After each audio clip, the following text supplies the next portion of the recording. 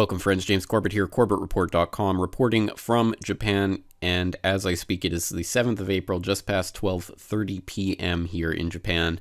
And unfortunately, you've probably already heard the breaking news that it has begun. U.S. just fired 50 Tomahawk missiles at Syria in a potential set-off of World War III based on the preposterous chemical weapons attack lore that has been seeded in the last few days that has turned a furious McCain, who is, of course, furious at Rex Tillerson for suggesting that the people of Syria actually determine the long-term status of President Assad. Well, now McCain, of course, is gloating as POTUS strikes in Syria send an important message that U.S. won't stand by as Assad, aided by Russia, slaughters innocent civilians, or innocent Syrians.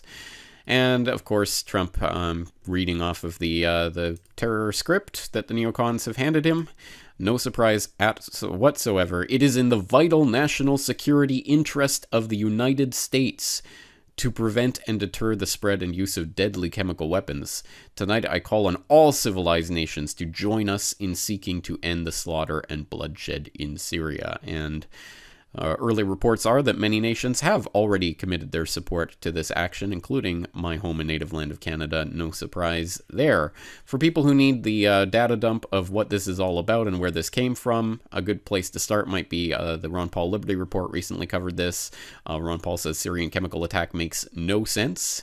It's almost as if Assad is the stupidest, most suicidal, ridiculous, insane leader of all time, launching chemical weapon strikes on his own civilians on the literal eve of peace talks that were going to solidify his place in the Syrian government. That seems a bit strange, doesn't it? Another good source to start questioning this, reviving the chemical weapons line, new US-UK calls for regime change military attack against Syria, 21st Century Wire. And people might need to be reminded of the earlier 2013 episode where the commander-in-chief of the current time was then excoriating the commander-in-chief Obama 2013 for suggesting that the U.S. needed to get militarily involved in Syria.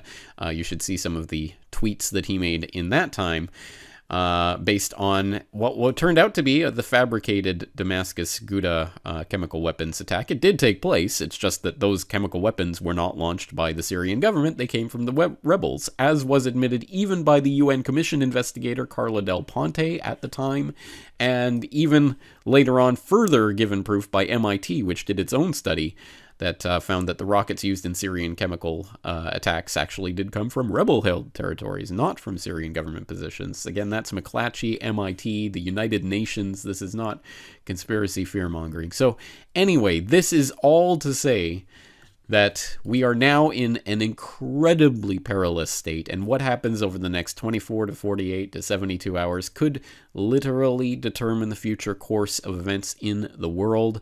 That is not hyperbole. This is extremely delicate, what is happening right now, because obviously these strikes can and probably will affect Russians as well, Russian military personnel who are in Syria. And if that happens, that could set off the international war. This is the game for all the marbles, and it is being played right now. This is exceptionally important news.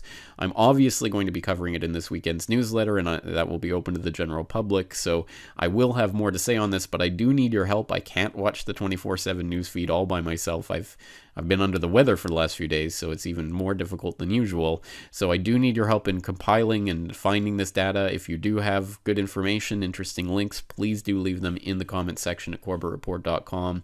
I'm looking forward to them, and it's just a really interesting piece of historical parallel here that it was precisely 100 years ago this week. In fact, this newspaper is from 100 years ago today, U.S. time. Wilson lied the U.S. into World War I for the banksters' benefit, and here we are on the brink of a potential World War III. I'm going to keep my eyes on it. Unfortunately, I think we all have to. Let's compile the data. You know what to do. James Corbett, CorbettReport.com.